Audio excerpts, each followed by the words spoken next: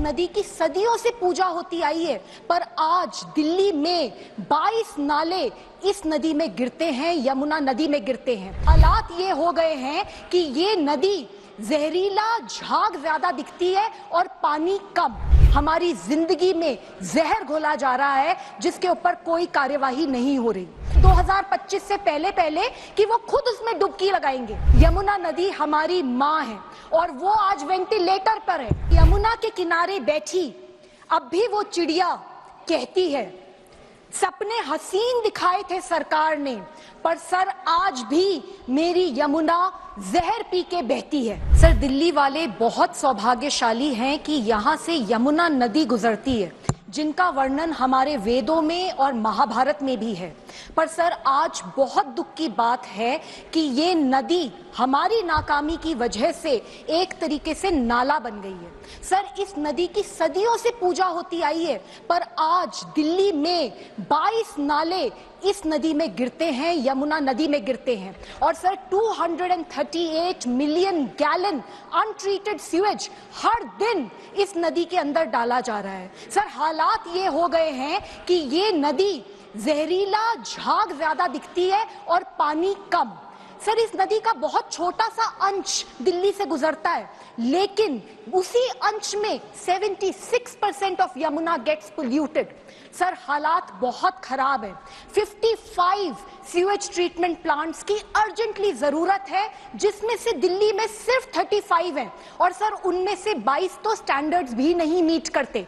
Sir, हर दिन दिल्ली में illegal तरीके से कई इंडस्ट्रीज और factories heavy metals, toxic chemicals इस नदी में बहाती हैं और सर उसकी वजह से हमारी जिंदगी में जहर घोला जा रहा है जिसके ऊपर कोई कार्यवाही नहीं हो रही।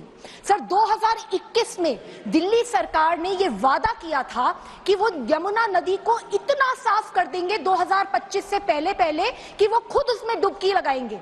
पर सर, हजारों करोड़ रुपए खर्च होने के बावजूद आज भी स्थिति वैसी की वैसी ही है।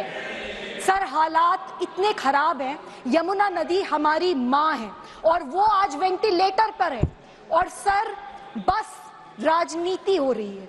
सर, मैं ये कहना चाहती हूँ कि ये खोखले बयानबाजी, ये झूठे वादे, ये ब्लेम गेम, सर इससे दशा नहीं बदलेगी दिल्ली की। सर, दिल्ली सरकार को कहना चाहती हूँ कि जब तक उनकी नीयत साफ नहीं होगी तब तक यमुना का पानी साफ नहीं हो सकता।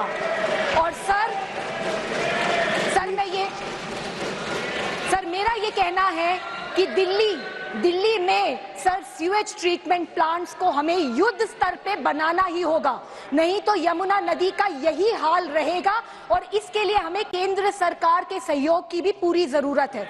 सर, मैंने कुछ पंक्तियां लिखी हैं और मैं उसको बोलना चाहती हूँ।